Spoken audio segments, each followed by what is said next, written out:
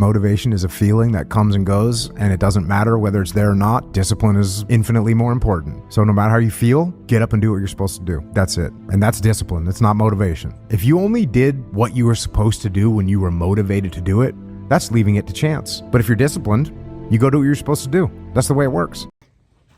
You can see Bowie's here. I've decided to take a trip to middle of nowhere, Texas. And the video you guys see going on in the background right now is a session that I did at an Anytime Fitness that I found. But now I'm going for a nice leisurely stroll through the woods. And I want to talk to you guys about Jocko Willink. It seems as though my buddy Chris has had Jocko Willink on yet again. And what I've said about Jocko in the past still really remains true in my mind. And that is this difference, this what seems to be on opposite ends of the scale between motivation and discipline is something that I don't necessarily believe in.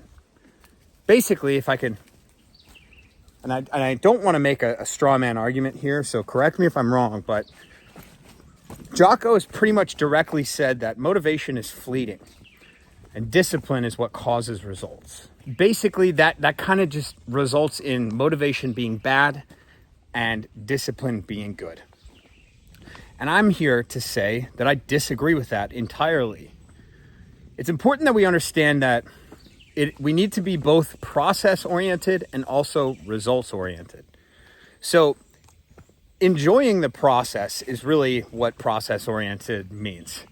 If you're a noob to the gym and you enjoy the process of like learning things and getting stronger, that is being process-oriented. However, the result, aka getting stronger, is result-oriented. And so what happens in between is motivation, much more so than discipline. Because you are working for the motivation of results. You go to the gym because you like the way it feels. And what you end up doing is, after a while, you kind of make these calculations in your head. You go, yeah, I'd like to sleep in, I'd like to stay awake, but I know that future me, aka results me, is gonna enjoy how I feel more if I do go to the gym. Listen to this clip right here. The guys that I train with, and she was training with the people she trains with, and it's a Sunday and we're training. We're both like really tired when we're done, and we get done and we're kind of sitting up on the mats and we're talking, and I look at her and I said, not one part of me wanted to come train today. Like 0% of me wanted to come train today, and I'm so glad I came and trained, because you always feel great when you get done training. Okay, so in that, Jocko's like, nothing about this made me want to go to jiu-jitsu, right? I didn't want to go to jiu-jitsu whatsoever. And I went and I couldn't be happier that I did. Boom. That's not necessarily discipline.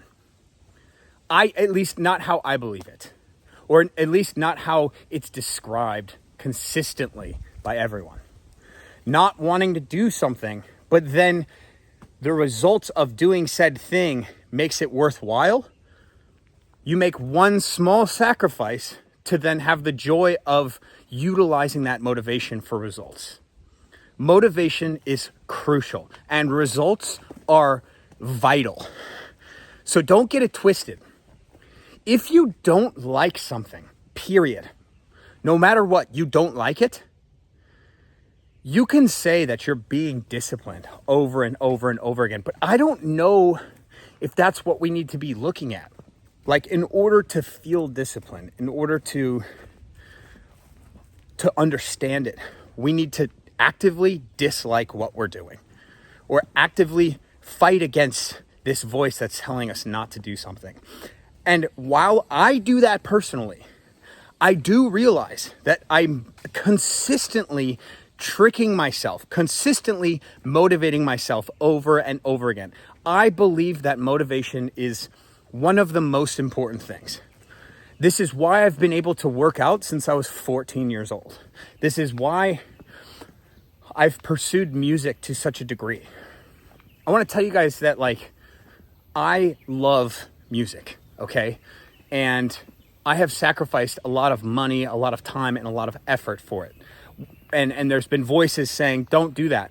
But I realize that the result is there, or the potential for the result is there.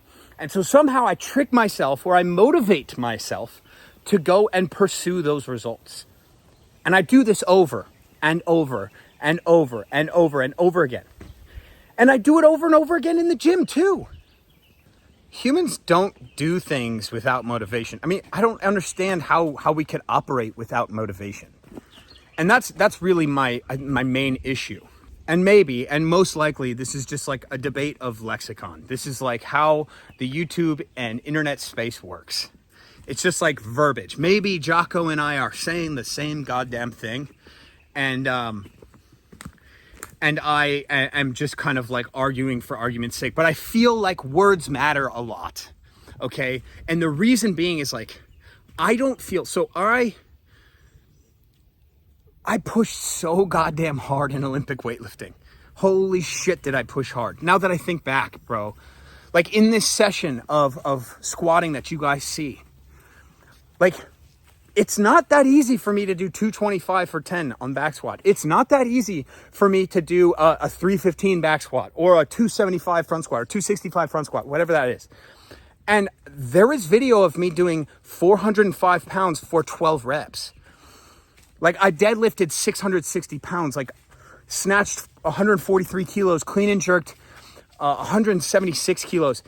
I worked my fucking ass off and I didn't have the same feeling that Jocko displays for us.